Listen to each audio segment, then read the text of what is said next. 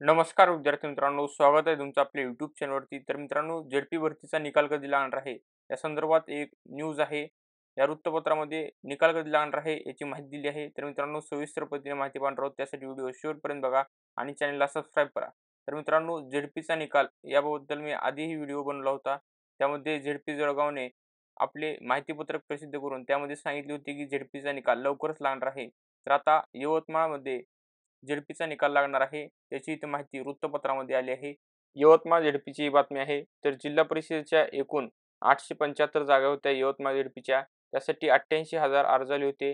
तर जो निकाल लागणार आहे तो 8 दिवसात लागणार आहे अशी माहिती आहे मित्रांनो. तर मित्रांनो, ग्रामविकास विभागाने जिल्हा परिषदेच्या विविध रिक्त जागांसाठी नुकतीच ऑनलाईन स्वरूपाची परीक्षा घेतली होती.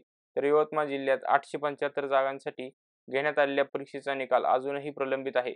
8 दिवसात याचा निकाल सादर करण्याचे आदेश ग्रामविकास विभागाच्या सचिवांनी दिले आहेत. तर मित्रांनो, ग्रामविकास विभागाच्या सचिवांनी 8 दिवसात निकाल जाहीर करा असे IBPS कंपनीला सांगितले आहे.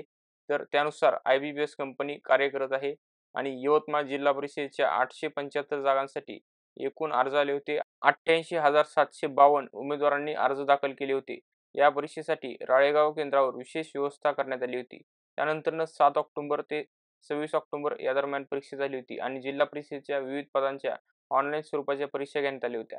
तसेच IBPS या कंपनीने ऑनलाईन स्वरूपाची ही परीक्षा संपूर्ण राज्यभरात घेतली.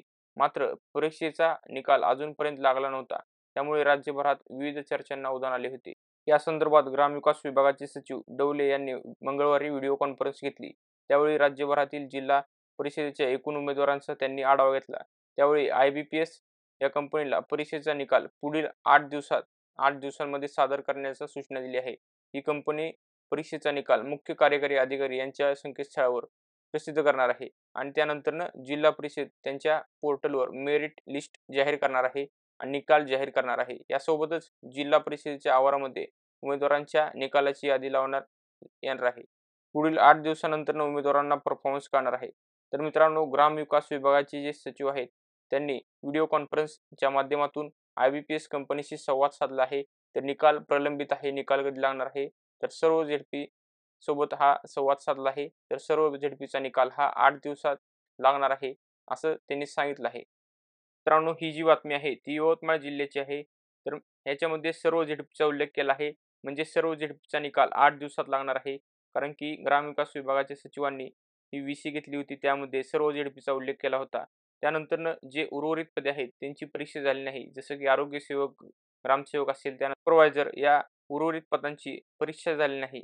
तर त्या संदर्भात इथं माहिती आहे की तर पेसा क्षेत्रातील काही जागांचा निकाल राखून ठेवण्यात आलेला आहे. जे पेसा क्षेत्रात पदे येतात त्यांचा निकाल राखून ठेवण्यात आलेला आहे अशी माहिती इथे दिली आहे. मित्रांनो, जो निकाल आहे तो कुठे प्रसिद्ध होणार आहे तर सर्व झेडपीच्या CEO ऑफिसच्या वेबसाईटला प्रसिद्ध होणार आहे. त्या संकेतस्थळावर तुम्ही जाऊन तुमचा निकाल पाहायचा आहे. त्यामध्ये मेरिट लिस्ट पण लागणार आहे आणि निकाल जाहीर होणार आहे येत्या 8 दिवसामध्ये. तर मित्रांनो, ही माहिती होती झेडपी भरतीच्या निकालाबद्दलची.